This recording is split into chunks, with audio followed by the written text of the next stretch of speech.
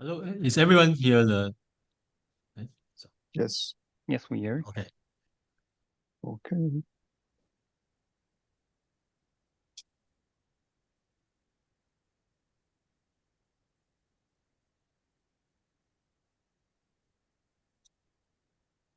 Okay, I think you can start a section now. Kageyama. Okay, thank you, Dr. Lin. Now, good afternoon, ladies and gentlemen, and welcome to this APSC Cloud Forum of Cardiovascular Disease series. And this time, we're going to focus on the artificial intelligence, and the title of this session is Artificial Intelligence to Transform Cardiovascular Care, Diagnosis, Prediction, and Outcome Challenge. My name is Dr. Kajiyama from Japan, Tokyo, and I'm going to be the chair of this session, chairing with Dr. Lin from the National Taiwan University. Dr. Lin, do you have any comment or? Okay, I'm Dr. Lin from National Taiwan University, and I thank the APSC invitation to co-chair with Professor Kajiyama for this section, and okay, thank you. Okay, thank you, Dr. Lin. This session we will have 4 presenters, each of them representing each cardiovascular associations or societies. And here's before starting, we have some disclaimers and annotations here. I'm Dr. Kajiyama and he's Dr. Lin. And a disclaimer, I would like to note that this content of the webinar is copyrighted by the APSC and should not be distributed without the prior permission of the APSC.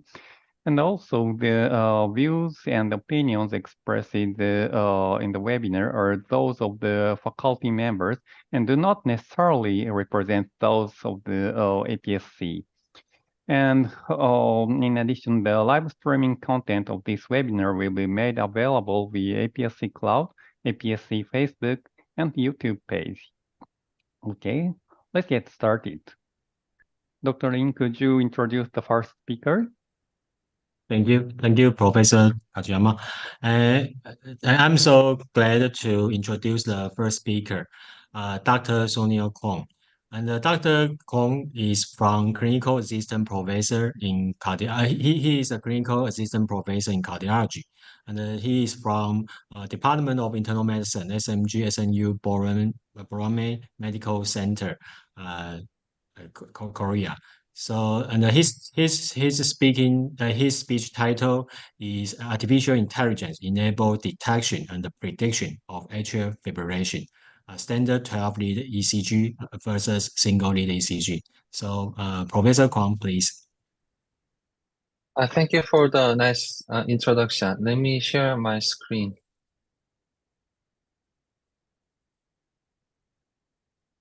Can you properly see my slide? Yes. Yeah, we you. okay. Yes, thank you. My topic is AI-enabled detection and prediction of atrial fibrillation, AF, using the standard 12-lead ECG or single-lead ECG. I am Sunil Kwon. I am an interventional electrophysiologist, and I'm currently actively performing research using wearable devices and artificial intelligence for the cardiac arrhythmias. The first ECG monitoring appeared in 1947, about 35 years after the invention of ECG by Einthoven. And after about 60 years, the technological advances enabled ECG monitoring with handheld, portable, or wearable devices. Among the recent ECG monitoring tools, the most common type is an ECG patch device. This device records single-lead ECG between the 2 electrodes, However, various devices from numerous companies exist, and each has slightly different characteristics of ECG monitoring. This table summarizes some of the important specs across different devices, but most of the ECG patch device records single-lead ECG, usually more than 1 week up to 2 or 4 weeks. And compared to the 12-lead ECG, the most important characteristics of ECG patch device is that these patch type devices has usually lower sampling rate. The 12-lead ECG usually have more than 500 Hertz for the sampling rate, but the most of the ECG patch types has about 250 Hertz. And the ECG patch usually have a narrower filter setting, usually low pass filter. And the distances between the electrodes is usually shorter than the 12-lead ECG machine. And that may lead to the limitations for detecting atrial fibrillation or other types of cardiac arrhythmias using ECG patch. The first limitation is a low pass filter. This low pass filter compared to standard 12-lead ECG may distort the high frequency signals that blunts the very fine signals in the ECG patch device. And this may impact the accurate detection when these fine signals are important. The examples could be epsilon waves in ARVC or fragmented potentials within the QRS complex for myocardial infarction. And the second limitation is a lower sampling rate. And usually, because of the lower sampling rate, the measurement of QT interval is slightly inaccurate compared to the standard ECG device. And also, the heart rate variability measurement could be inaccurate with ECG patch device. And the last important limitation is the shorter inter-electrode distances. Because of this limitation, ECG patch device usually has lower QRS complexes amplitudes compared to 12-lead ECG. And this impacts on the accuracy for the P wave detection. Usually, ECG patch device utilize single-lead ECG monitoring, and because of the shorter inter-electrode distances and lower sampling rate and narrower band pass filter setting, P waves may be under-detected with the single-lead ECG device. In Holter test, we can clearly see these ectopic P waves without conducted premature atrial complex. But in this example, the single-lead ECG, there is a barely noticeable ectopic P waves. So usually the machine reads this as a pause and may misdiagnose as atrial fibrillation. And this worry is true because usually compared to the same 24-hour Holter test, even we perform the simultaneous ECG patch test, there is about a 5% of increasing the false AF detection, and they are usually false positive cases. And because of this limitation, the ECG patch usually has very high negative predictive value for detecting atrial fibrillation, but may have lower positive predictive value. And this may signal the beneficial role of single-lead ECG patch for screening under-detected atrial fibrillation. If the patch says there's no AFib, then the patient has no atrial fibrillation. And the most complexing the examples is the patient who has high burden of premature atrial complexes, and usually if there is frequent PACs, then the single-lead ECG may misdiagnose them as AF. So the issue is that how can you increase the P wave detection with ECG patch? there could be two major issues. What orientation and how can we define the distance between the electrodes for each patch? Usually, a longer inter-electrode distance may increase the P wave's amplitude and may result better P wave detections, but the limitation is that more inter-electrode distances allows more motion artifact. So there is some good and bad things for the longer inter-electrode distances.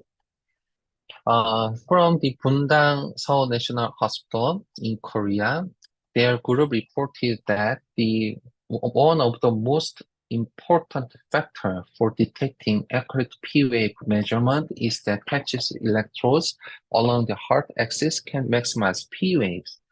So maybe if we should have used ECG, single-lead ECG patch monitoring, then maybe we see the chest X-ray and then apply the patch along this red line may increase the best AF detection performance. So in summary, the patches limitation could be these three, but the first two usually doesn't impact on AF detection. What matters is that this shorter distance between the electrodes, and because of this effect, the accuracy of AF detection with an ECG patch depends on accurate P wave detection. How about the accuracy for the usual ECG parameters? Our group has validated that compared to the 3-channel Holter test, this single-lead ECG device, if we properly apply on chest along the heart axis direction, then this ECG patch usually has comparable accuracy compared to the 24-hour 3-channel Holter test. And if we apply the simultaneous Holter and single-lead ECG patch over the 3 days among the AF population, then if we properly apply this axis and we have set the appropriate inter-electrode distances, then we may achieve comparable, minimizing the false positive cases for AF, and we may achieve comparable detection performance for the first 24 hours compared to the 3-channel Holter. And we may detect about 2.2 folds more AF cases if we perform 3-day single-lead ECG monitoring test. And one may argue that according to some previous guidelines, we have to define the AF episode at least longer than 30 seconds if we want to diagnose AF using ECG patch. So if we apply that 30-second rule, we may lose about 10% of AF detection, but it is always true that longer monitoring with a single-lead ECG performs better than multi-channel monitoring within just 24 hours. And this same trend, the longer monitoring periods enables more detection of cardiac arrhythmias, does not depend on specific type of arrhythmias. And there is interesting temporal pattern is that the most of the arrhythmic events, regardless of the types of arrhythmias, most of them are detected within 3 days. But there's another group that can be detected about 5 or 6 days after applying ECG patch. So these findings may justify the use of 7-day ECG, single-lead ECG monitoring test to detect plenty of arrhythmia patients. And nowadays, this single-lead ECG monitoring is also available in-hospital telemonitoring system. And our group also validated that compared to the traditional telemonitoring system, this newer device, wearable ECG patch device, also have a comparable performance in telemonitoring setting. And because of the newer technological advances for managing the wireless communications between the device and the gateway. This newer ECG patch telemonitoring may minimize the noise and signal losses compared to the conventional system, and this may detect more arrhythmias compared to the conventional system in hospital setting. So the advantages summary is that first is the user convenience, and because of the convenience, ECG patch enables longer ambulatory monitoring periods and more arrhythmia detection. And for the field of atrial fibrillation, this single-lead ECG may have good accuracy compared to traditional 12-lead ECG or Holter test. And what about the application of artificial intelligence for prediction of atrial fibrillation with sinus rhythm ECG? There was a monumental paper published in Lancet in 2019. This group demonstrated that just reading sinus rhythm ECG, AI can predict undiscovered paroxysmal atrial fibrillation with unbelievably high accuracy.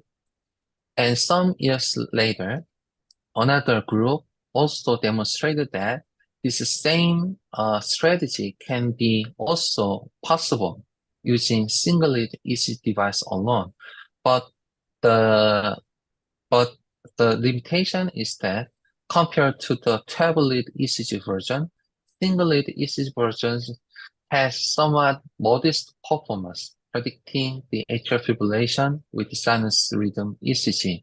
And this may argue that the clinical utility and applicability of AI enhanced ECG patch test to predict future atrial fibrillation now. And the next question could be, can we predict when the AF attack will occur using artificial intelligence? Our group have demonstrated that about 5 minutes before the onset of AF episode, the deep learning may give a warning sign of impending AF attack using sinus rhythm ECG analysis, and that based on the frequent appearance of premature atrial complexes or short paroxysmal atrial tachycardia just before the onset of atrial fibrillation attack. Therefore, we may design the background AI analysis of patient rhythm, and maybe if some of the namely warning index is above the threshold and may give the alarm for the impending AF attack.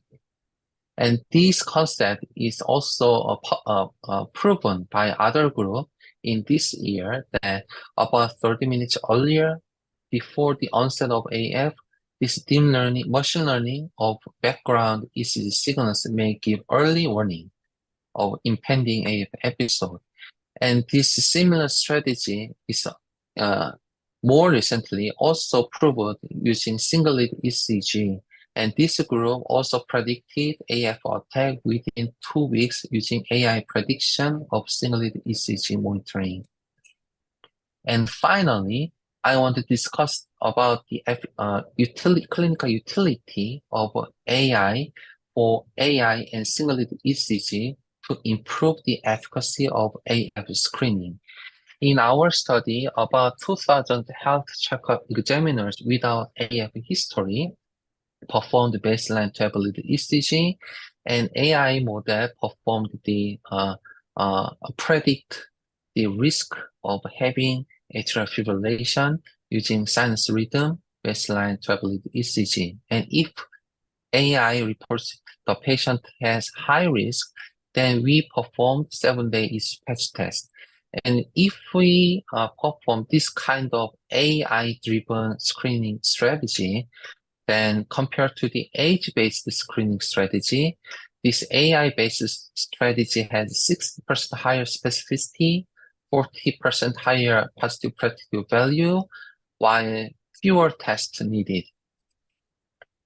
And the AI-based screening strategy has number needed screen is just 32. But the current guideline recommends the additional ECG monitoring for AF screening based on the patient's age. So if we perform that age-based criteria, then the number needed screen is about 200. So AI-driven AF screening using single-lead ECG may boost the efficacy and cost effectiveness of the current AF screening paradigm. However, more detection and more prediction of AF using AI is not always beneficial to the patient. We have to keep in mind about this issue because there will be increasing false alarms for atrial fibrillation. The patient feel fatigue and stress and may also lead to harmful clinical outcomes. And recent clinical trial named GUARD AF trial showed that longer ECG monitoring compared to conventional tests did not improve the clinical outcome in terms of preventing ischemic stroke. So more detection and earlier detection of AF using AI and single-lead ECG may not always lead to improving the clinical outcomes of our patient. So ladies and gentlemen, let me summarize my presentation. Single-lead ECG patches enable more and earlier detection of atrial fibrillation than ever. And for AF detection, ECG patches have a comparable accuracy to 12-lead ECGs. But lower PAF amplitudes and more false positive AF cases are important limitations of current ECG patches. ECG patches with AI may predict AF, but modest performance limits clinical application yet. But patients stressed with more alarms and unclear benefits of improving prognosis are current major hurdles that should be overcome in the future.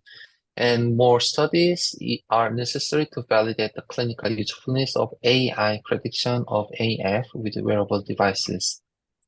Thank you for your attention.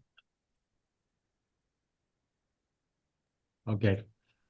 Thanks for the Dr. Kwong excellent speech, and I will introduce. And Professor Kajiyama will introduce the second speaker, please. Okay, but we have a Q&A session before we are going to the next speaker. Dr. Lin, we have 5 minutes question time. And Dr. Okay, Lin, sorry. do you have any There's a questions or question. comments to the Dr. Kwong's presentation? Okay. So is any question from speaker and from Professor Kajiyama?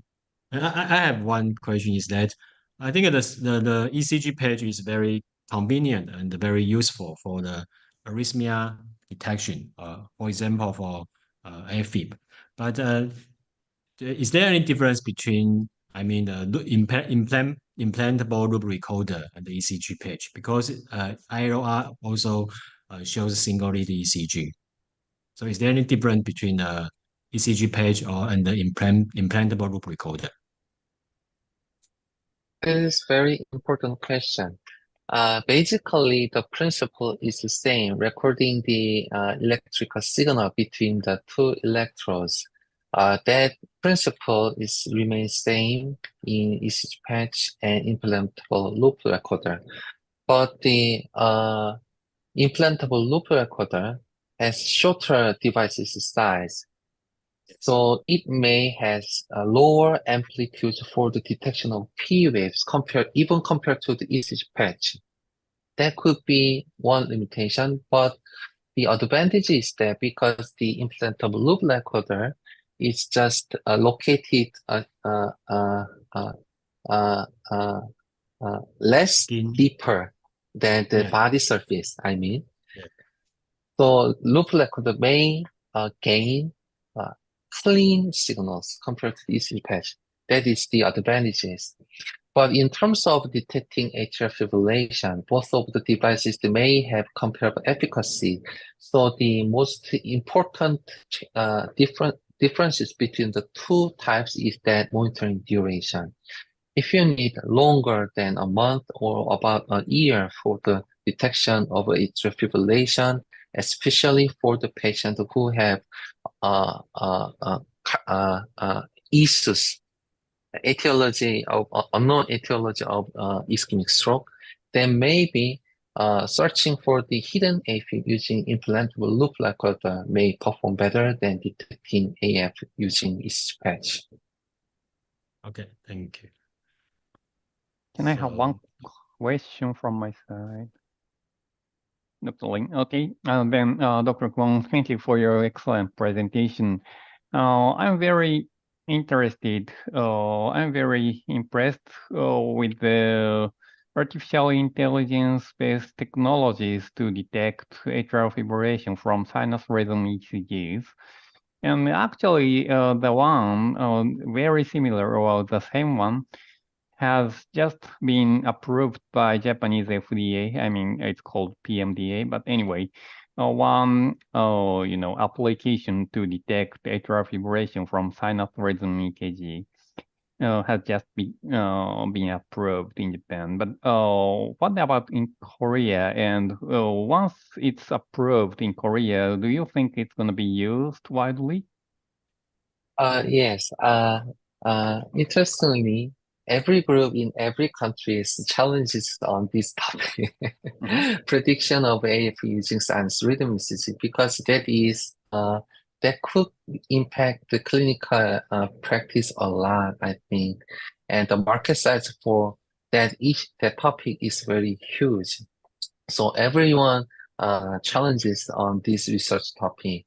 In Korea, Korea too approved the AI model to detect AF using sinus rhythm 12 lead ECG, but not single lead ECG. So in Korea, like in Japan, we have approved AI tool in clinical setting, but the issue is that how can we justify the cost of AI tool? Medical cost, and how can you apply that AI tool in our daily clinical practice? Even though that AI tool is approved by Korean version of FDA, however, the clinical utility and how much patient prognosis can be improved when we use that AI tool in our daily practice is just another level, another topic. So we may cost more and more with AI tool, but we may fail to achieve better prognosis. So that is why we have to, in the future, we have to focus on how AI tool or wearable device can improve our patient's prognosis. That is the very important issue should be studied in the future. Okay, thank you very much. Very clear answer. Thank you. So, okay, now it's time to moving on to the next speaker. The next speaker is from Thailand, Dr. Rompikai Chokeswatenaskal. I'm sorry if I'm pronouncing it incorrectly, but Dr. Chokeswatenaskal, his presentation title is Artificial Intelligence-Enabled ECG to Screen for Left ventricular dysfunction, sprouting in COVID-19 pandemic and the future. So, Doctor. Thank you very much, Professor Kagiyama, and thank you for the nice introduction. Let me share my screen. Okay. So thanks, APSC, to give me the opportunities to present this topic.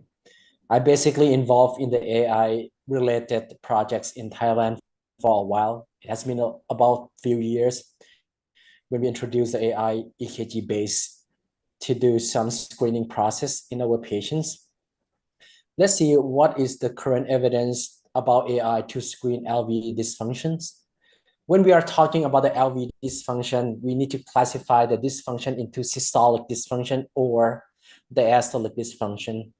But today we're going to focus mainly on the systolic dysfunction because we have the four kings, basically the optimal medical therapy that can improve the prognosis, reduce mortality in the heart failure, reduce ejection fractions. So it comes to the paradigm shift if we can do anything better to screen the LV dysfunction by using the non-invasive, low-cost, easily accessible EKG to detect a symptomatic LV dysfunction. This is the outline for my presentation today. I'm going to divide my topic into three subcategories. The first one, we're going to look up for the basic knowledge, what we learned since we were in the medical school, which kind of the EKG features that we detect LV dysfunctions. And then we're going to move on to the basic principle of the AI, how AI can be done or be processed to use the EKG to detect a symptomatic LV dysfunction. And lastly, what is the most current evidence that the use of the EKG as the screening tools for the patients who might develop the LV dysfunction? So let's start with the first one. EKG to diagnose the LV dysfunction. If you look at the screen for the patient who comes in for the regular checkup or annual checkup, what we might observe from this EKG might be just the PVCs, non-specific T-wave changes in precordial leads. And I would say 80% of the clinician, including the cardiologist, would define this one as the non-specific changes of the EKGs plus the PVCs. Our recommendation might be just a routine follow-up the patients. What happens if we use the AI to analyze and process this EKG and determine the chance of the likelihood that the patient has the LV dysfunction? This is one example from the commercially available website that we can process the 12-lead EKG into the website, upload the data, and let them predict the possibility that which particular EKG can represent the LV systolic dysfunctions. And this patient is an example from the website, as I told you that it was a commercially available. We upload the EKG for this one, and it just predict the likelihood that this EKG is related to the LV dysfunction. The model from the website-based AI EKG analysis predict that this patient is very likely to have the LVEF between 41 to 49%. And they sent this patient to have the echocardiography done. And surprisingly, it turns out to be similar LV ejection fraction between the actual LVEF from the echo and the LVEF predicted by the AI ECG base. This is the fascinating thing, that how can we just put the one EKG into the website base or AI algorithm and predict the LV systolic function just from the EKG? Here we go. Let's take a look at the principle of the AI based using the EKG to predict the LV dysfunction. I just want to provide the background knowledge for the one who is pretty naive for the AI. I just try to imagine this is the best example that when we use the visual data or the images like the cardiac MRI, EKG, correspond to the facial recognition AI that we commonly know when we do some banking account activity through our smartphone, and they use the facial recognition to approve the access to perform the business on the smartphone. This is the same principle when they do the ECG-based AI to predict the LV dysfunction. Just trying to imagine that it's like peeling the onions. AI will extract or divide the components of the picture into different portions, namely in technical terms as the multiple layers of the AI. and then it just extract the components of the face into eye, nose, mouth, or something irrelevant to the face. And then we call this process is specific AI features called the CNN. CNN is stand from the convolutional neural network.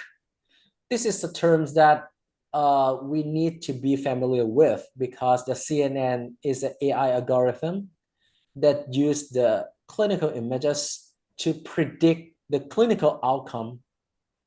So it can detect the patterns of the face, including the EKGs.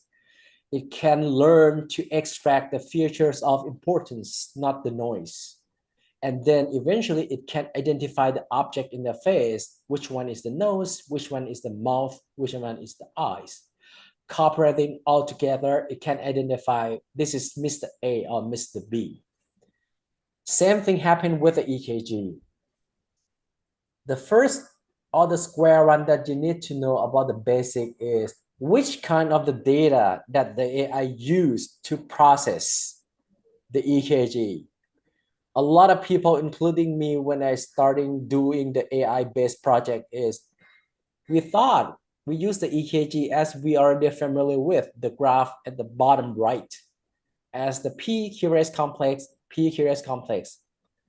However, actually the raw data that the CNN used and we need to feed the CNN with the time series data. Look at the bottom left.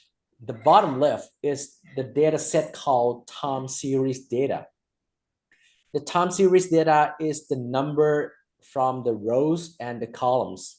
If you look at the columns, we have V1 to V50, and the row is at each time point.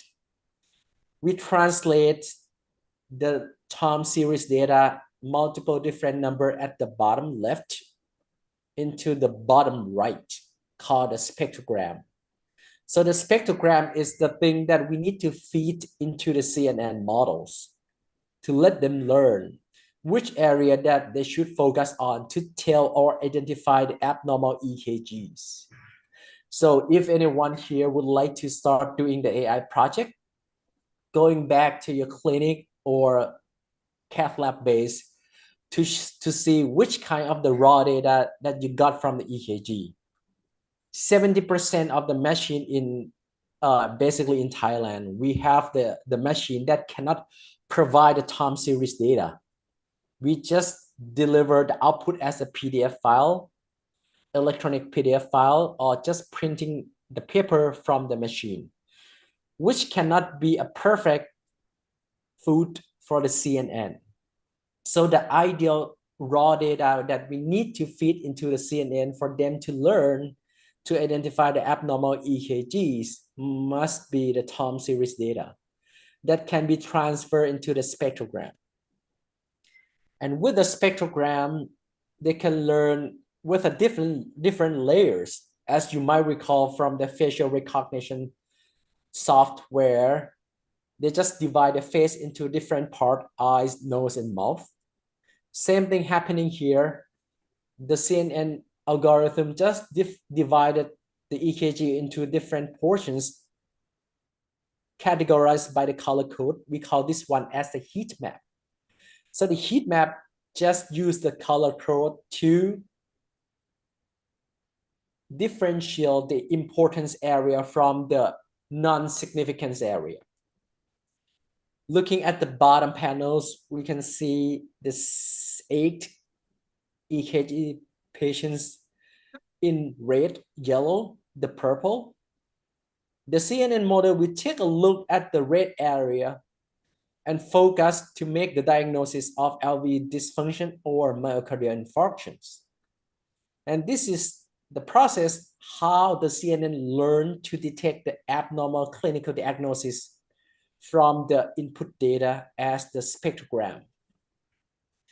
Putting it all together for the middle 3 processes in these layers, from the convolutional layers, pooling layers, and fully connected layers, it's all the matter of learning to pick up the features of importance that we tell them. And how they can know that which one is diagnosed as A or B, we need to train them as the last step. We call the training data set. We need to have the certain number of the EKG, let's say 10,000 EKGs, and label them as a normal or the LV dysfunction EKGs, and putting the EKGs, all those 10,000 EKGs into the CNN model. And it will automatically learn by using the spectrogram, focusing on the difference area of the EKG between the normal group and the LV dysfunction group, and extract the variable of importance to make the algorithm to be smarter and smarter. The more training data set we have or provide them, the more smarter that the CNN-based AI model will learn and will develop into the final model. So this is the whole process for CNN model to develop the ECG-based AI to detect the LV dysfunction. Basically, for the long short story, trying to summarize this process, input the data, feed them with the time series data. The more data you have, the smarter AI-based algorithm will be delivered. With the middle three-step process, it will learn to use the spectrogram to focus on the area of interest to differentiate between the normal and the LV dysfunctions. And eventually, we need to train them with as many as EKG tracing as possible. Most of the clinical studies publishing in the big journal like Circulations or JACC-EP using anywhere between 10,000 and 56,000 EKGs to train the model. Here we comes to the clinical use of the screening EKG with the AI base. I'm gonna update all the audience with the two most recent and clinical impactful publication from the Nature Medicine and the Circulation. This is one of the major publication as a letter to the editor from the Mayo Clinic group by Dr. Friedman. Mayo Group has advantage of having the very big EKG database stored in electronically form. And most of the patients have the EKG with the echocardiogram done.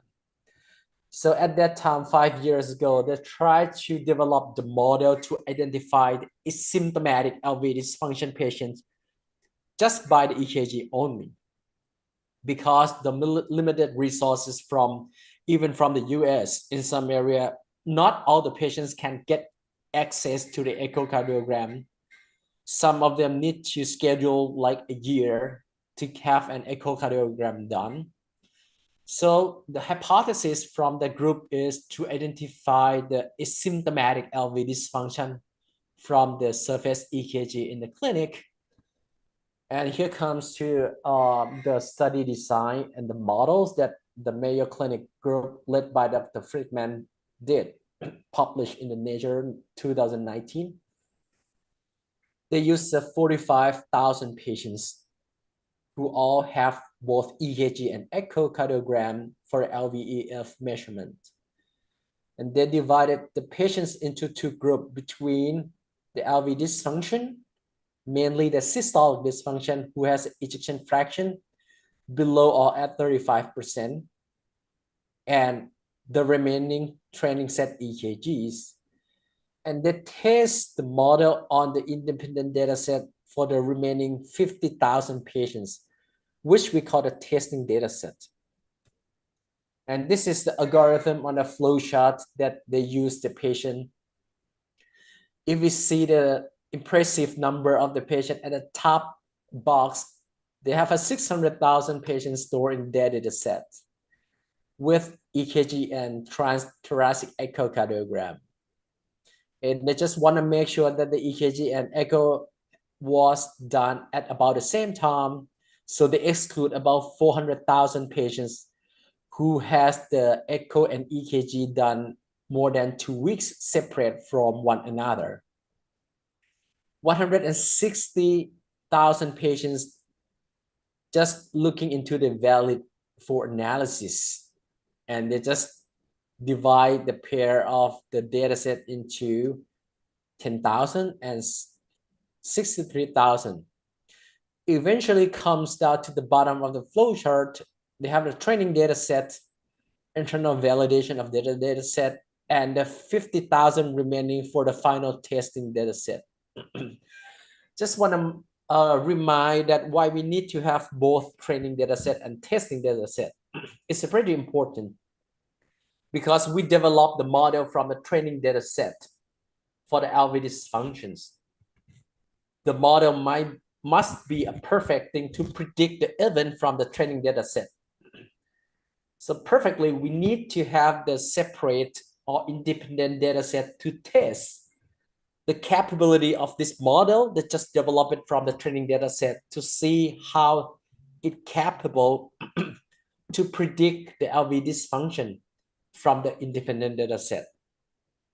And ideally, we love to use the independent data set from the different clinical institutions. So if we develop the model from the Mayo Clinic or from my King Chulalongkorn Memorial Hospital, and if we can have the testing data set from the outside hospital, that would be the perfect sense to prove the validity of the model and be used in the clinical practice. And this is what comes to the result. They show the pretty impressive of the 0.93 for the AUC to predict the patient who has asymptomatic LV dysfunction. The testing data set and the training data set provide almost perfectly match for the AUC from the ROC curve. More interestingly, for the patients who has the positive prediction from the AI base, but has a normal EF at the time of the prediction, they follow the patients. This group of the patient has the 4 times likelihood to develop the LV dysfunction at the follow-up period at about 1.5 years. What does this result tell us? It tells us that AI sees some things that we cannot see as the clinicians. It just pick up some minor or subclinical change from the EKGs and predict that these changes might be related to the future decline in the LV ejection fraction. So we can use this positive prediction to have the more tight or more close interval screening for this group of the patients and detect earlier of the LV dysfunction and provide timely management for this group of the patients. This is the first study from the Friedman. Basically, the Paul Friedman and the group from Mayo Clinic do the testing and training, follow the patient at 1.5 years, and see a promising result to use an EKG as the screening tool for the asymptomatic LV dysfunction. And last year, in August 2023, publishing journal in the Circulation, they also use the EKG images to detect the LV systolic dysfunction. And they provide the same direction of the magnitude and the result compared to those with a Mayo Clinic group. RC group for detect the LV dysfunction is 0.9. This study provides more validity in terms of the testing data set. As I told you before, if you have the data set from the different institutions, it's going to be more convincing to use that algorithm or the model in the clinical practice. And this research and this group of the journal that did it at the Stanford universities, they use multiple different centers across the US and Europe for the testing data set. And you see the multiple colors in the ROC curve is perfectly on top of each other. It means that the training and the testing test is perfectly working well to predict the LV systolic dysfunctions. And the same thing happened with the Mayo Clinic group when they follow up the patient at 3 years. For the patient who has a EF normal at the time of the positive prediction, they have the higher risk of 3.9-fold to develop the LV systolic at the dysfunction at the end of the included studies. Those two studies just point out the paradigm shift to use the EKG as AI-based to predict the asymptomatic LV dysfunction. Here comes to the conclusion of my presentation. First, I think nowadays what we can tell the audience and the clinician in the clinical practice is we know that the ECG-based AI tools is a very promising tool. Being emphasized that must be a screening tools, not a definite diagnosis tools. And this will close the gap in the clinical practice when a heavy burdens is not in parallel with the growth of the medical personnels. In the era that we were overwhelming by the data and the big data, this might be a paradigm shift to be used as a screening tool that we can provide the cutting edge technology and improve the standard of care to detect the asymptomatic LV dysfunction. However, keeping in mind that the quality of the model relies heavily on the training data set. We know that the garbage in, the garbage out. The same concept can be applied in this model or ECG-based AI. Make sure we can provide a time series database. When you look at the publications, just focus on the kind or the categories of the training data set. Which kind of data set they feed into the model to develop the model, and which kind of a testing data set. Make sure it is an independent data set, and would be even better by using the data set from the different hospitals or clinical settings.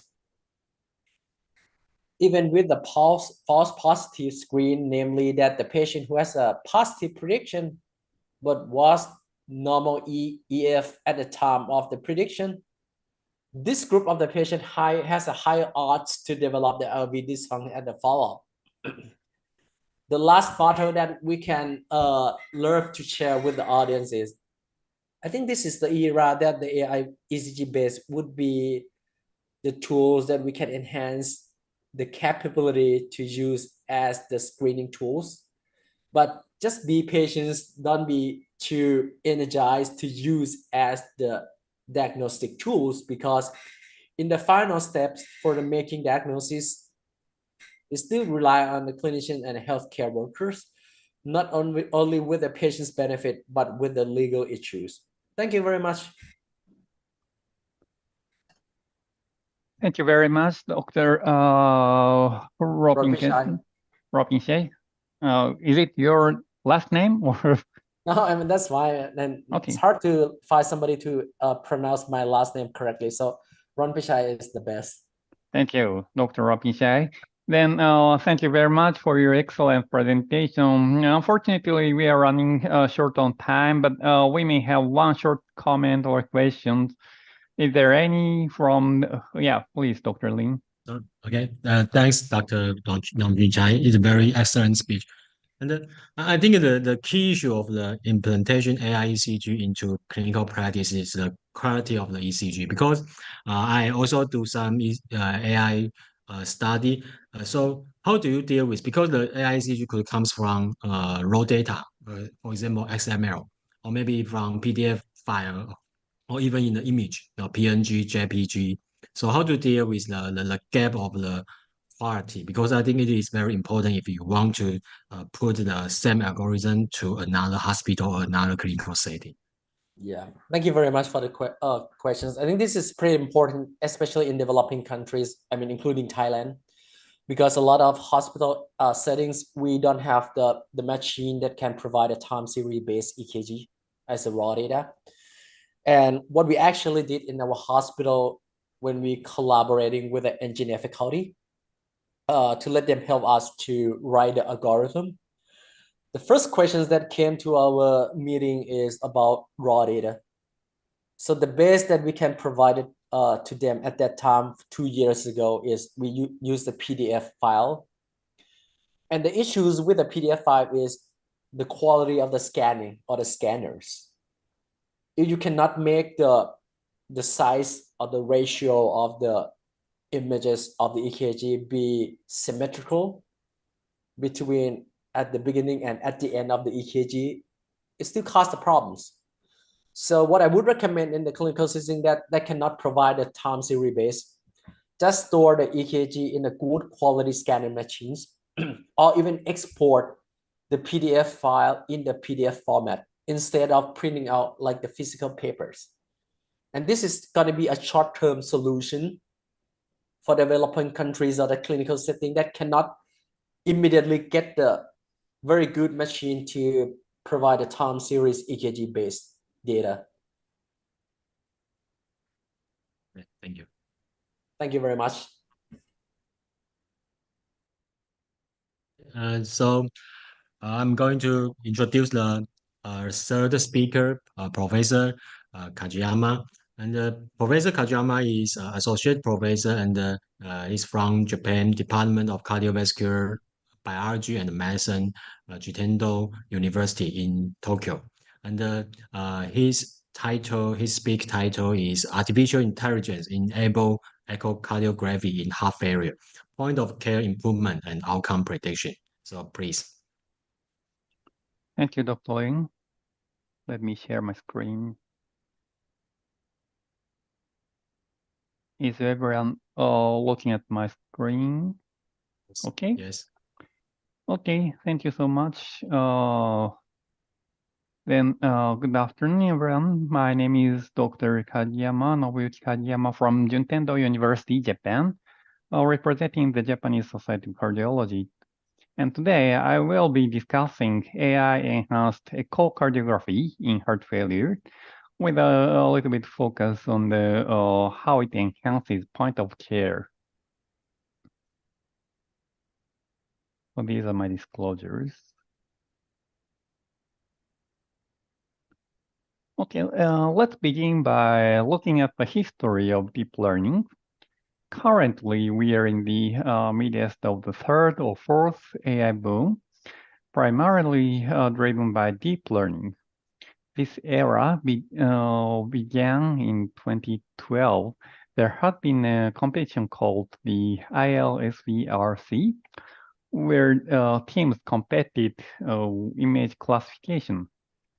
For instance, they tasked computers to identify the objects in images. Like here, we have a lot of images of birds, and computers have to answer that this is a bird. And you may have encountered a similar challenge while browsing the web. Before the deep learning, the misclassification rate was about just below 30%, and progress was quite slow, improving by 2 to 3% annually. However, in 2012, a team from Toronto University, led by Professor Hinton, stunned everyone by achieving a 60% error rate using deep learning.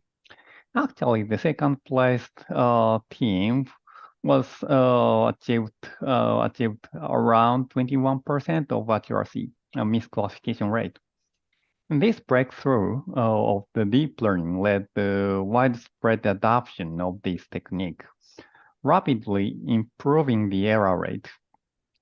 By 2015, deep learning surpassed human performance with a 3.5% misclassification rate compared to the 5% typical for human eyes. Several years later, deep learning began being applied to medical images. In 2018, Professor Arnold's team demonstrated that deep learning could classify echocardiographic views, such as apical four chambers and personal long Doppler images, with surprisingly over 99% of accuracy. Today, deep learning applications have become integral for point-of-care setting as well. For example, this small ultrasound machine is capable of real-time detection of cardiac structures. Here you see LV, IVS, and others. These labels are not by me, but this is labeled by deep learning algorithm. But it doesn't stop there. The view classification enables even more advanced functions, such as image acquisition guidance. You see here this apical four-chamber view, beautiful labeled as A4C here. However, not all images are as clear. In case where the probe is incorrectly positioned, like here, it's pointed upwards. It distorts the image, collapsing left atrium. The AI system detected the issue and suggests corrective actions, like tilting the probe downward. So this feature is particularly valuable for POCUS, which is often performed by non-expert physicians, making real-time guidance critical for ensuring accurate images. Here, now the position is one rib up, and the deep learning is suggesting one rib down here. So like using this technology, some papers have established, or validated the clinical application of these. And this has been proven beneficial for novice users, especially. In this study published in JAMA Cardiology, 8 nurses with no prior echo experience scanned patients after a brief training session. Remarkably, they successfully scanned nearly all patients with excellent image visibility for both left and right heart chambers.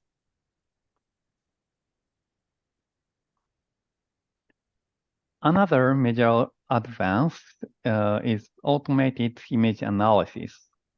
For example, we see two, AI algorithms or deep learning models that automatically analyzing the images or echo movies here. These programs, both developed by David Ouyang, one of my friends,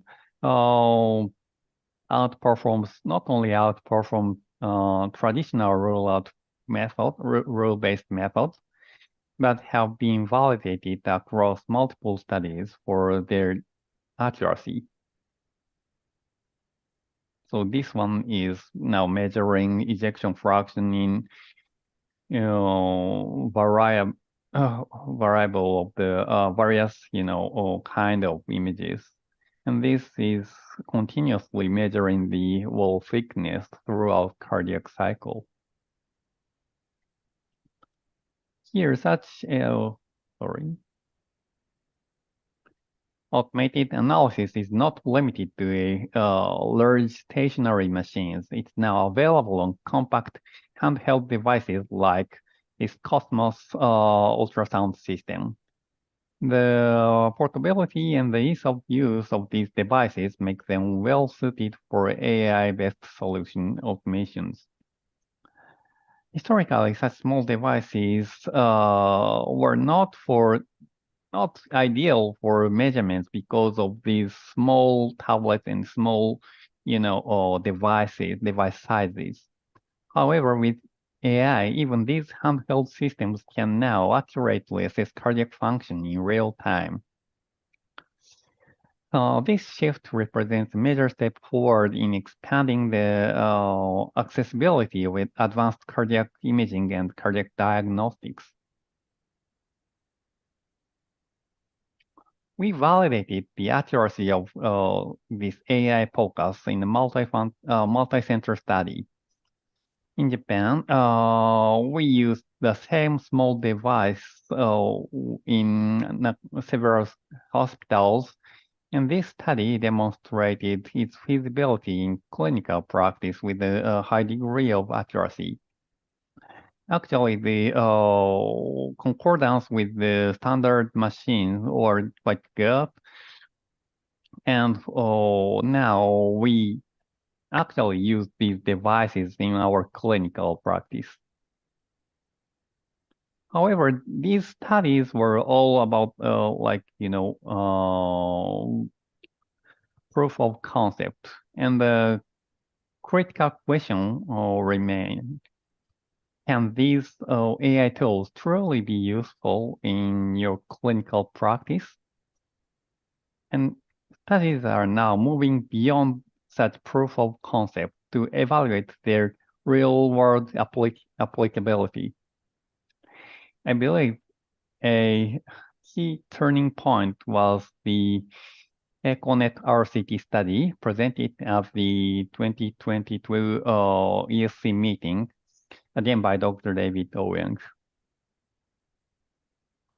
This EchoNet RCT was the first ever randomized control trial to investigate AI's role in echocardiography. In a typical hospital workflow, sonographers scan the patient and analyze the images themselves, with the doctor reviewing the report finally. EchoNet RCT, this study modified this process to compare AI-based analysis with traditional methods. In this study, the image analysis was randomly assigned to either sonographer or by the AI program. Echo doctors, blinded to the allocation, judged whether the results were acceptable. The primary endpoint here was the frequency of LV ejection fraction changes greater than 5% by doctors. Let's take a look at the actual images that echo doctors checked in this study. You see 3 movies in the slide, and on the left and right, 2 endocardial border tracings are shown for each. Can you tell which is which? I mean, one is done by echo. One is done by sonographer, and the other is done by the AI. Like AI, or AI. I don't know. But let's see the correct answers here. Were your answers correct? Actually, in this study, the most frequent response from the doctors was, "I'm not sure."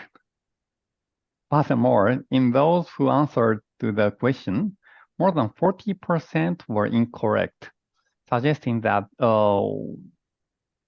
these answers were not really superior to like coin toss.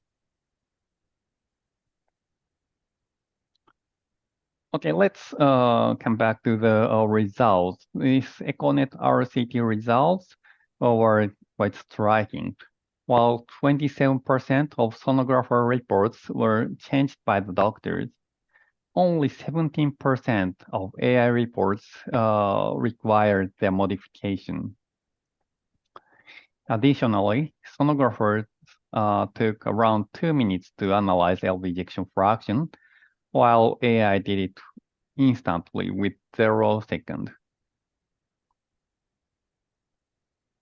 Nowadays, AI can analyze not only ejection fraction, but almost all parameters commonly used in clinical echocardiography. Here, this software developed by a company called As2AI, a venture company from Singapore. This provides an AI that can automatically analyze the entire echocardiographic studies with expert level accuracy.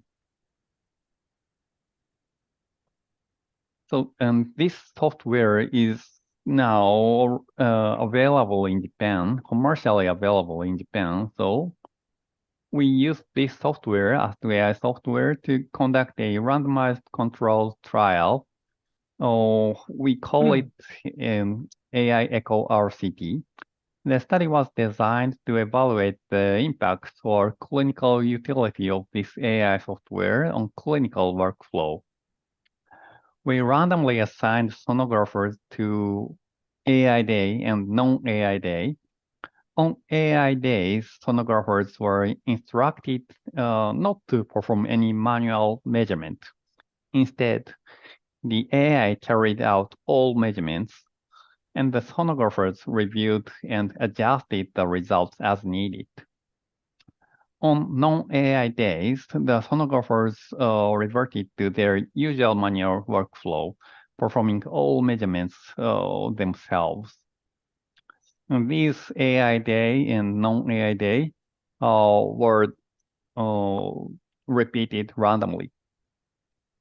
By comparing these two approaches, we aim to assess whether AI could reduce the time spent on one exam and increases the number of patients seen per day. The study results have not been published yet, but we hypothesize that using artificial intelligence or using this software, AI software, it would increase the number of exams per day by reducing the exam time. Indeed, the study has already been completed, and the results will be presented at the upcoming AHA meeting later this year in the late-breaking science session.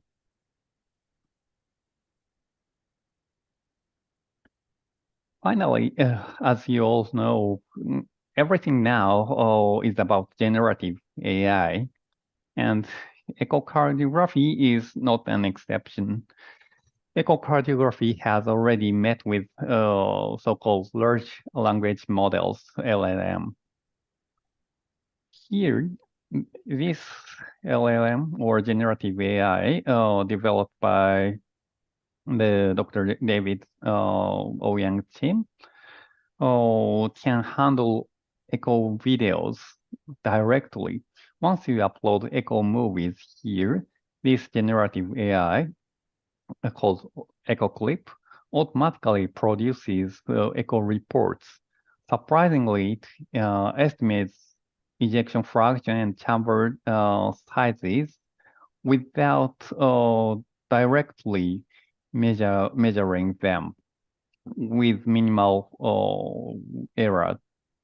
So this approach is somewhat similar to what we specialists do. We take a look at echo movies and say like, oh, this ejection fraction is 40 or 550, but this generative AI does perform something similar. However, finally, I would like to emphasize that while AI is highly accurate and promising, it is not, perfect at all.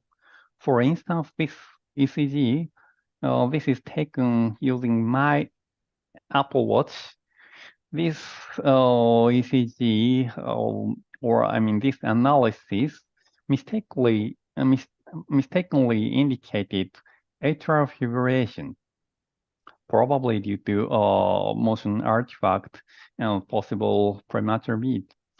As a professional cardiologist, I was able to identify the error and determined that the reason was actually sinus.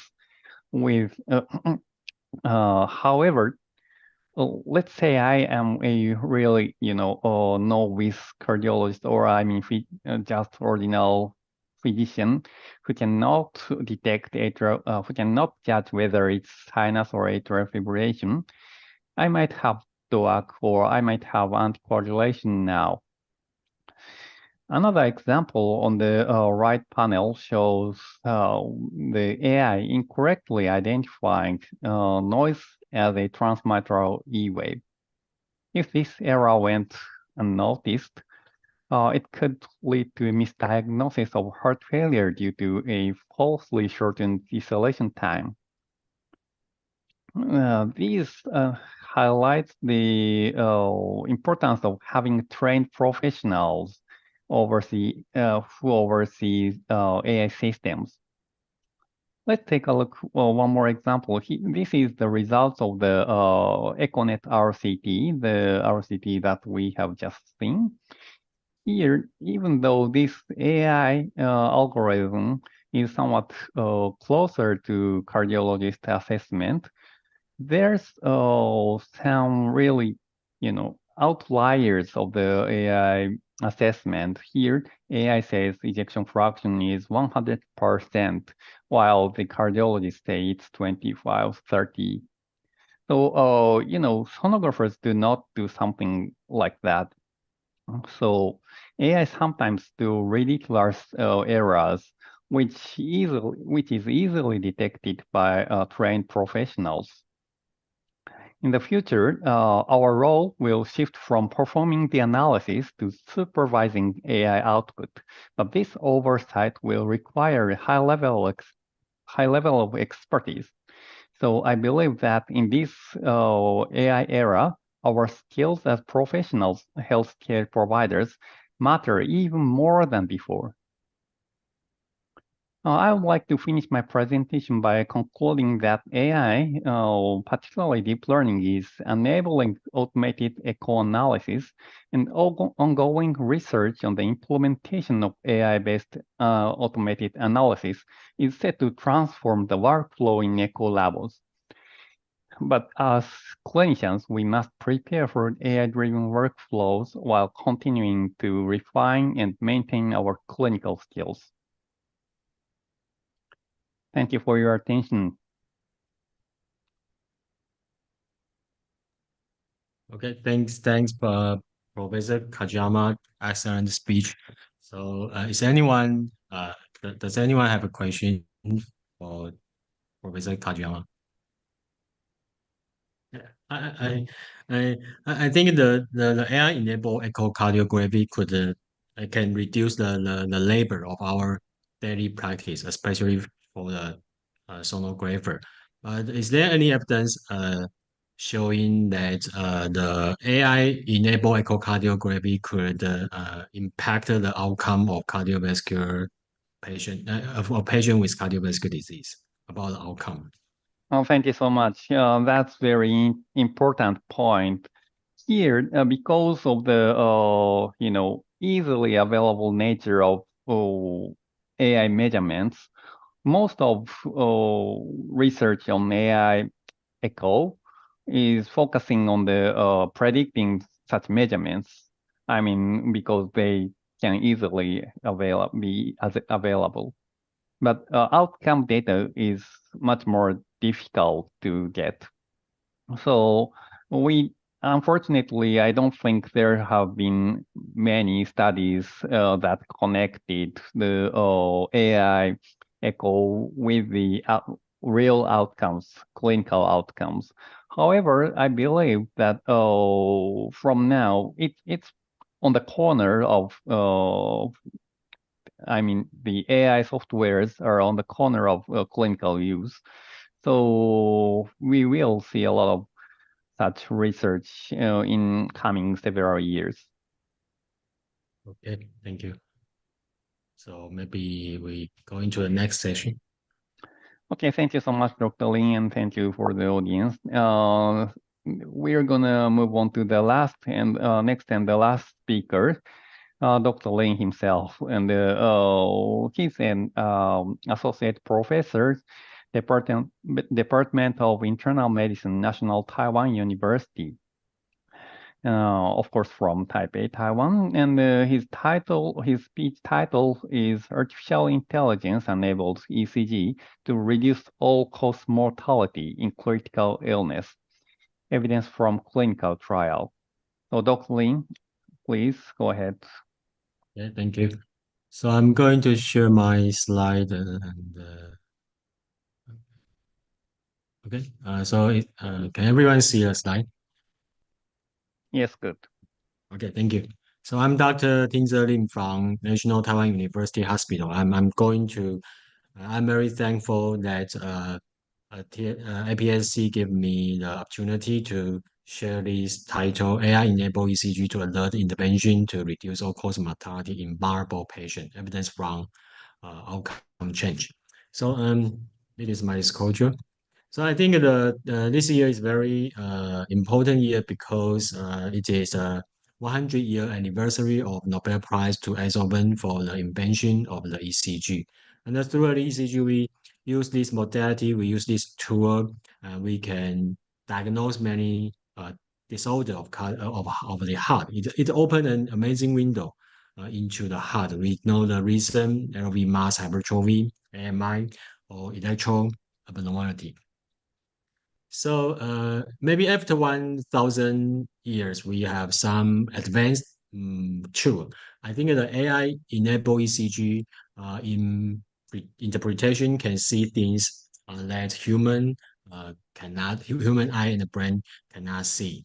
And the AI ECG can do the daily practice like a doctor. I mean the interpretation, the triage work, or the scalability. But it also can do something beyond human capability, such as seeing what the clinician cannot see, and have some value-added ECG read, or moving beyond normal and abnormal. So I think the AI ECG can diagnose the low ejection HCM, amyloidosis, and so on. Also, they can predict the outcomes, including the MACE, all-cause mortality, hospital stay. And additionally, they also can provide additional information such as the biological age or the genders. But there are some challenges when we implemented the AI ECG. I think the first is the ideal way to display the results. How to display the result is like the lab data or another, but I think it is not like the lab data, because lab data is the definite value. I think the AI ECG is provided the probability of some disease that, such as the low ejection, hypertrophic cardiomyopathy. It is the platform of from the Mayo Clinic. They call it the ECG dashboard. They upload the ECG and the point and the platform can provide several probabilities of several disease, including the ejection, HCM, or fibrillation. And then the other challenge is that just Professor Romponchi said that the data of the ECG is a raw data or ECG PDF or ECG picture, and using the algorithm, they can output some result, some possibility. And I think the third one is the most important, is that the most critical aspect, including the clinician acceptance and the usage of AI ECG. To ensure successful implementation, clinicians need to determine if the AI tool is valid or generalizable or added value. Furthermore, it should be simple to use, actionable, seamless, incorporated into our clinical practice workflows. And at last, the AI ECG should enhance patient care and assist the clinician in their decision-making process. So in the next, I will going to introduce one case and one RCT. I think I think the RCT is very important. But firstly, we see this case. It is from the Harrison 2020. This 92-year-old female with hypertension, DM, PAD, presented with left frontal stroke, and then no hypercoagulability state was noted, and then the echo T showed enlarged LA, and the ECG just like below, it is a normal size reason, and the Holter showed the same reason, and then the carotid duplex also within normal limit. So it could be the diagnosis would be the cryptogenic stroke. So just the previous speaker mentioned the AI could predict the AFib even under the sinus reason. So I think this study is from the Mayo Clinic, from the Professor Francisco's team, and it shows the very high AUC, around nearly 0.9. I think it is the Professor Francisco said that if we see the Salim scan, we see a treadmill, the AUC is around 6.6, 0.6 or 0.7. But using the AI-enabled ECG, the AUC will be up to the 0.9. So he said it is just like a different dimension of the modality to diagnose the disease. So if we, and the same group from Mayo Clinic, they published another study in 2022. It showed that the cutoff value, I think it is 0.11. So the 0.11, if patient have the possibility of developing atrial fibrillation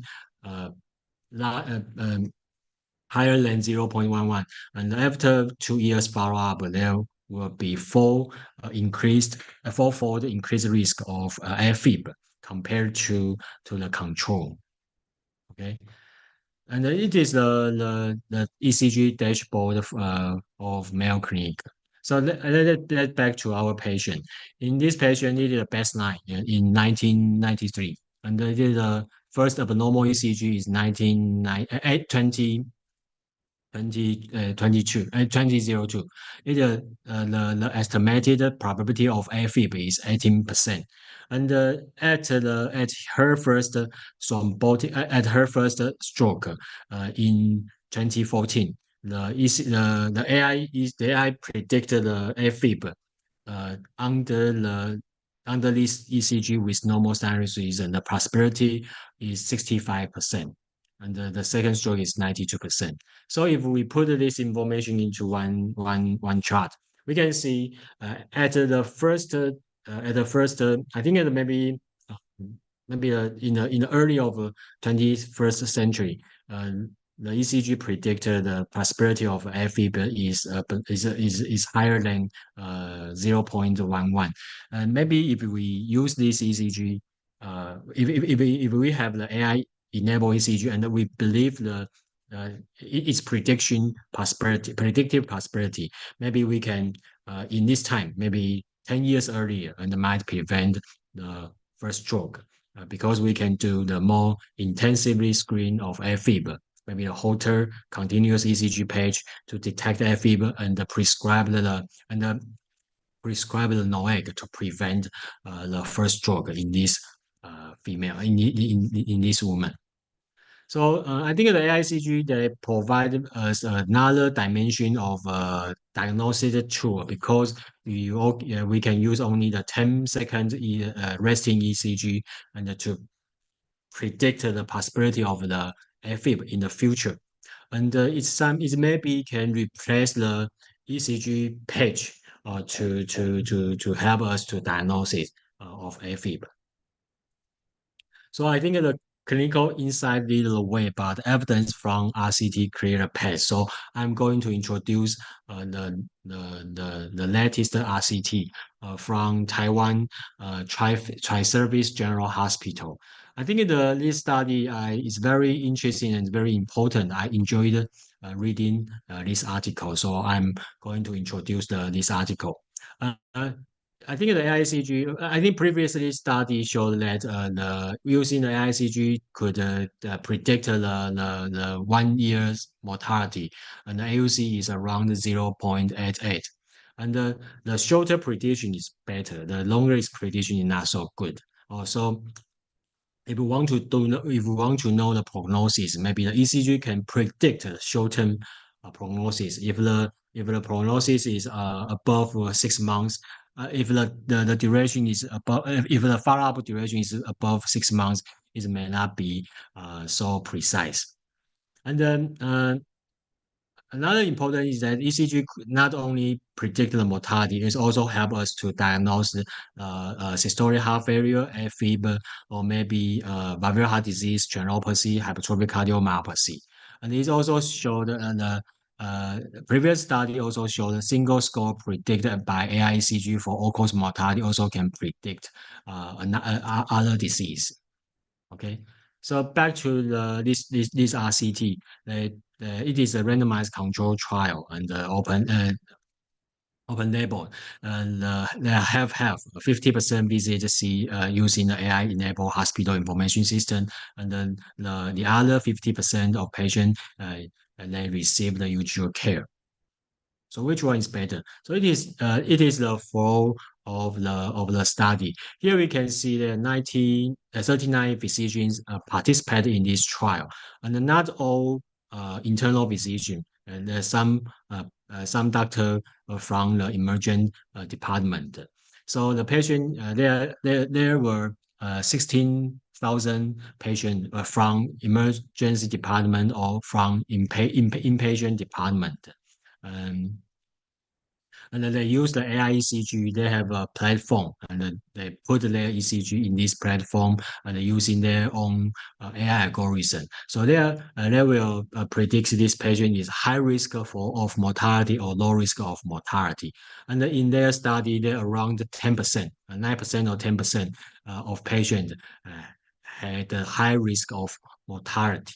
Okay, so if they identify this patient at high risk of mortality, they will send a message from their cell to the physician's cell phone, and the physician can review the AI ECG report to interpret the ECG result.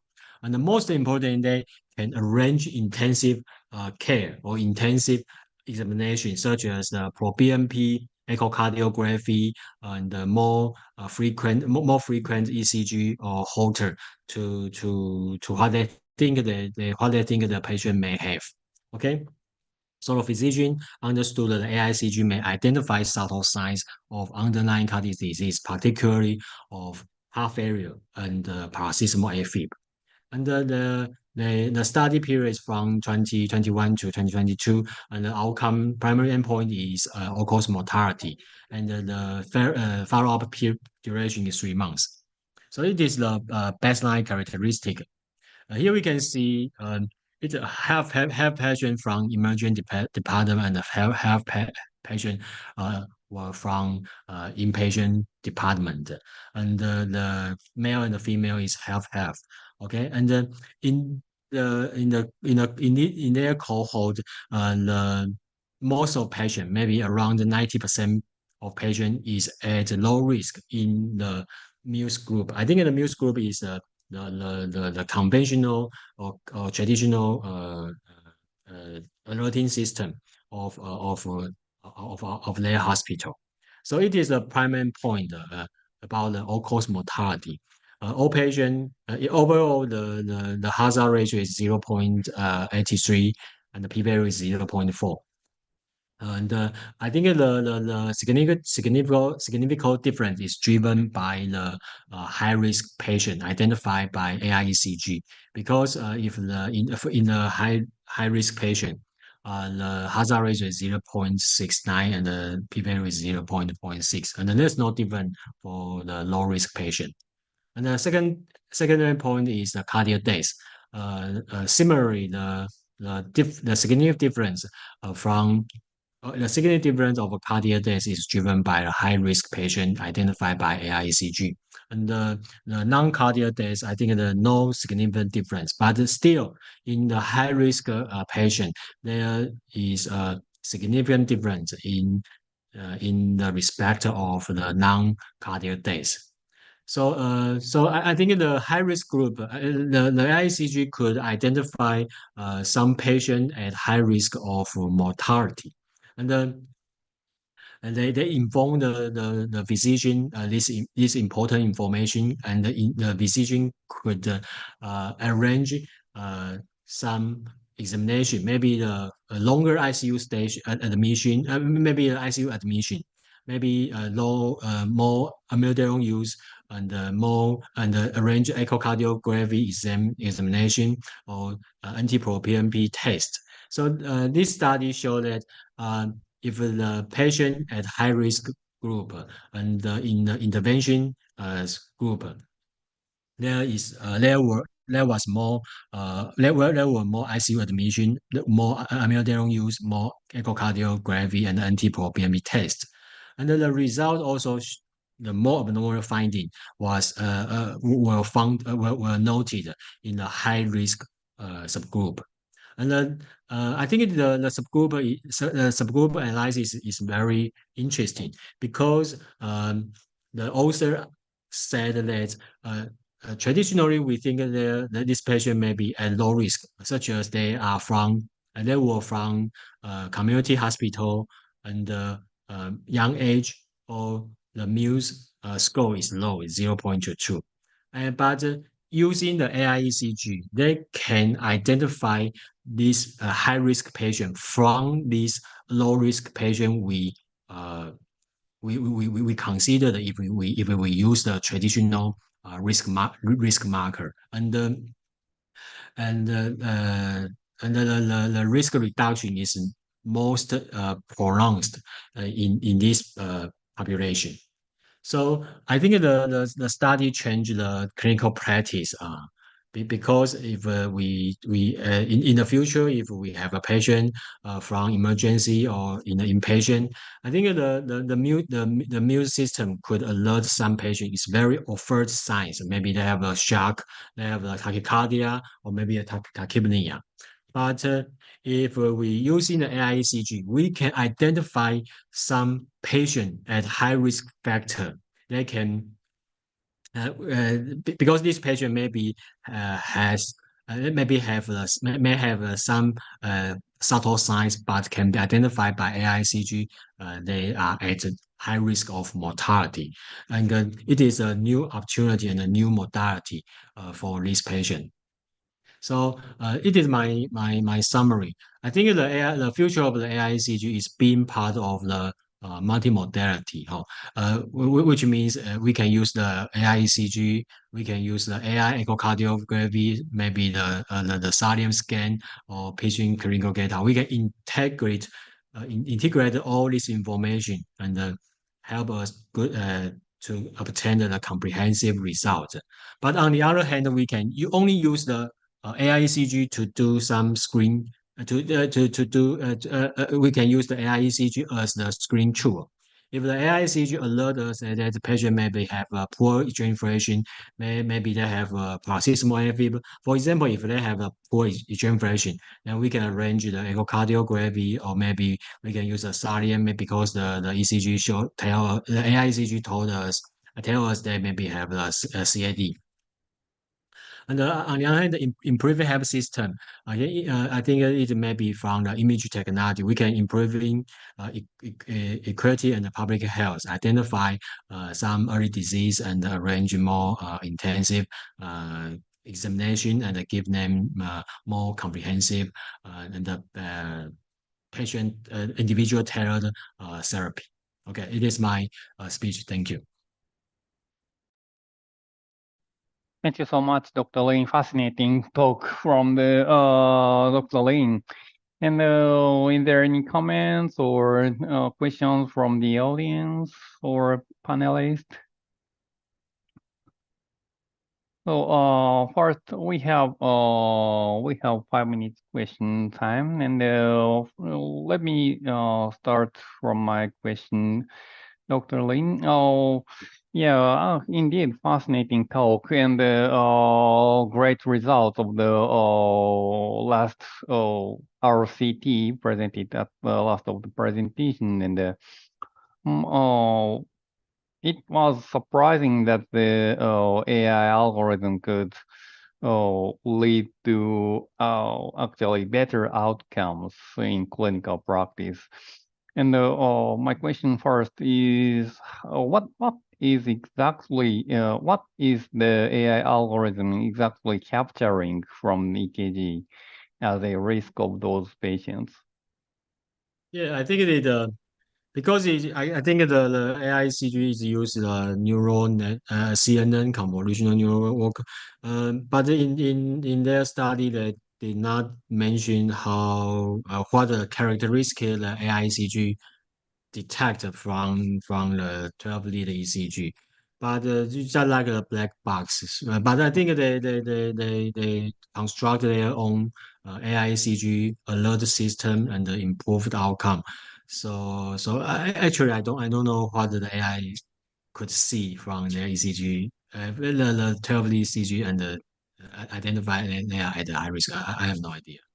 Okay, thank you. But the fact that this EKG, or I mean AI ECG based workflow improved patient clinical outcome suggests that there's some signs of physiological, physiological abnormality hidden in EKG that can be treated by our intensive clinical care. That's kind of fascinating. And does the paper or the study tell what kind of outcomes were improved by the intensive care?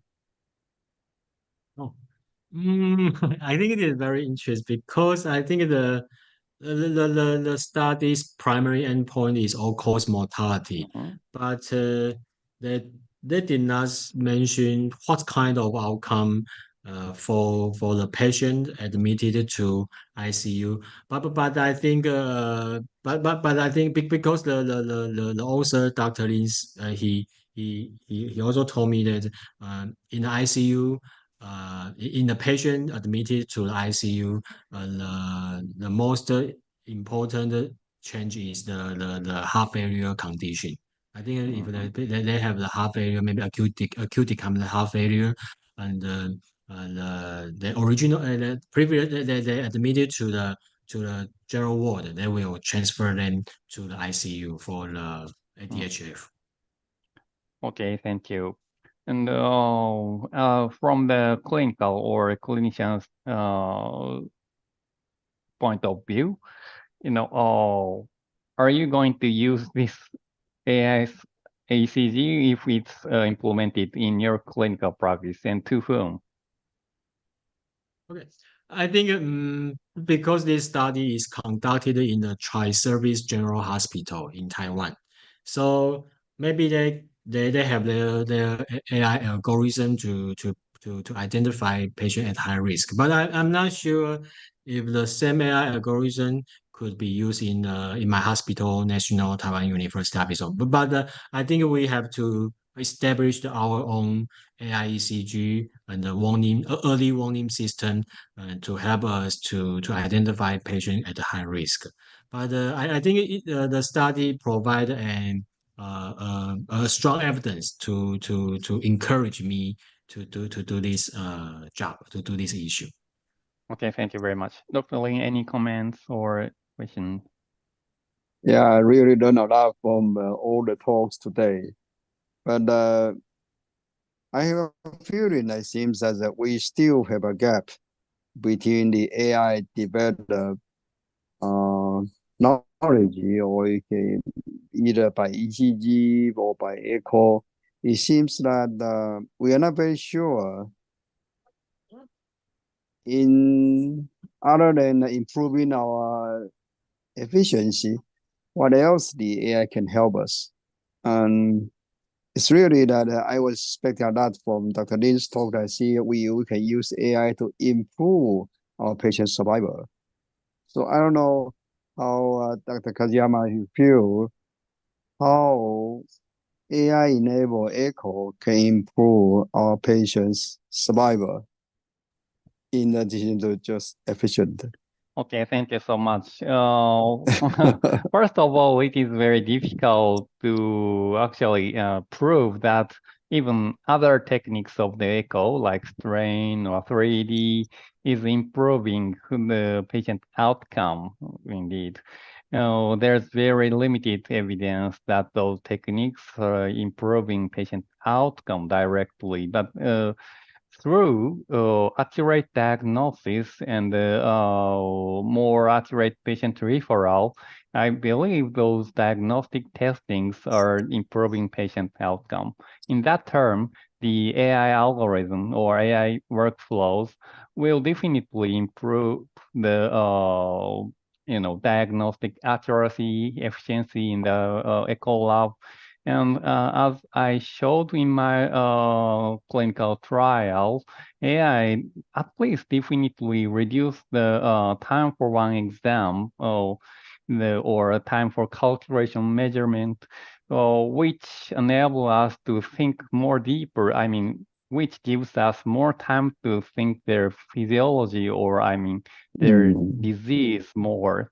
So I think it's gonna improve. It may be a little bit difficult because there's a gap between diagnosis and treatment and patient outcome.